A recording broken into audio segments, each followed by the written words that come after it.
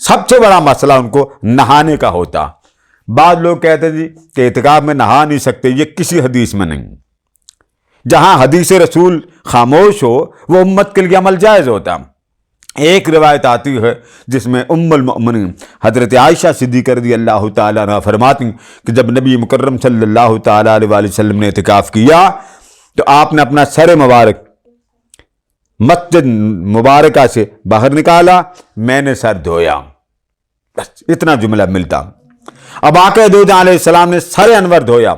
امت کو غسل کا ایک اشارہ مل گیا کہ اعتکاف میں جن چیزوں پر خاموشی ہے، یہ علم اصول الحدیث کا قاعدہ، جہاں شریعت کے معاملے میں حضور اکرم صلی اللہ تعالیٰ علیہ وسلم خاموش ہوں وہ عمل امت کو جائے. بعض لوگ بڑے پریشان ہوتے ہیں، کوئی ادھر سے فتویٰ لے آتا ہے، کوئی ادھر سے، دیکھیں یہاں لکھا، سن لیجئے، جہاں آقا خاموش ہوں وہ امت کے لیے جائز ہے. جہاں آقا نے امت کی اصلاح کرنی ہو وہاں حضور نے بول کر سمجھا دیا. لہٰذا روئے زمین کا کوئی امام اگر آپ سے کہے کہ اعتکاف میں نہانا نہیں چاہیے تو یہ عمل رسول اللہ صلی اللہ علیہ وسلم کا دیکھا جائے گا کہ رسول اللہ صلی اللہ تعالیٰ علیہ وسلم نے فرمایا ہے اعتکاف میں نہیں نہانا چاہیے. جس قول کا ذکر ہی حدیث میں نہ ہو اس کو خود سے نبی مکرم صلی اللہ تعالیٰ علیہ وسلم کی طرف منسوب کرنا صحیح بخاری میں منع ہے. آقا نے فرمایا من کذب علی متعمدا فلیتبوأ مقعدہ من النار، جو مجھ پر جھوٹ باندھتا ہے اس کا ٹھکانہ جہنم ہے. تو جس بندے کو اتنا خوف خدا نہیں، ادھر سے فلاں امام نے کہہ دیا فلاں، ساری باتیں ائمہ سے ہم لیتے ہیں تشریحات.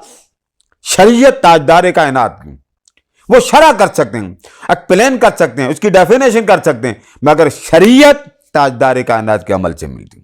لہذا جو لوگ اعتکاف میں نہانا چاہیں گناہ نہیں. اعتکاف بھی سنت ہے، نہانا بھی سنت ہے، دونوں چیزیں سنت. تو جو چیزیں سنت ہوں اس کے اوپر ترتیب وہی رکھیں جس جگہ آقا دو جہاں نے سنت کا درجہ دیا.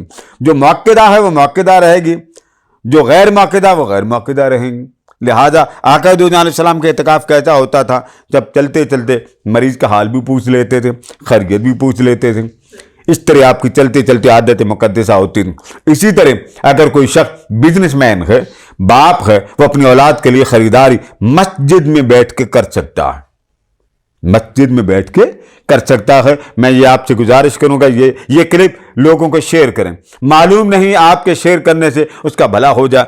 جو شخص والد ہو اپنی اولاد کے لیے مال خرید سکتا ہے. اگر وہ بزنس مین ہو مسجد میں اعتکاف میں بیٹھ کر وہ اپنا بزنس چلا سکتا ہے، اس کو کوئی گناہ نہیں.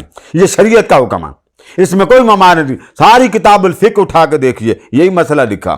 لہذا تاجر ہو، بزنس مین ہو، وہ مسجد میں بیٹھ کر اپنے گھر کے ماحول کے لیے بزنس کر سکتا ہے، اپنا آن لائن کام کر سکتا ہے. اس کو تو یہی ممانعت ہے نا کہ مسجد میں بیٹھ کے کوئی ایسی بات یا ایسی آواز نہ جو اللہ کے دربار میں نہیں ہونی چاہیے. بعض لوگ اس پر بھی بڑے پریشان ہو جاتے ہیں، جی اللہ کے گھر میں کیا لینے کے جب لا تعلق کی. بابا یہ شریعت نے حکم دیا کہ شریعت مقدسہ اس کو اجازت دیتی کہ بزنس مین ہے وہ اپنے گھر کا روزگار چلائے، اس کے گھر میں بچے ہیں، اس کے گھر کے اہل و عیال ہیں، وہ کہاں کے خرچ لائے.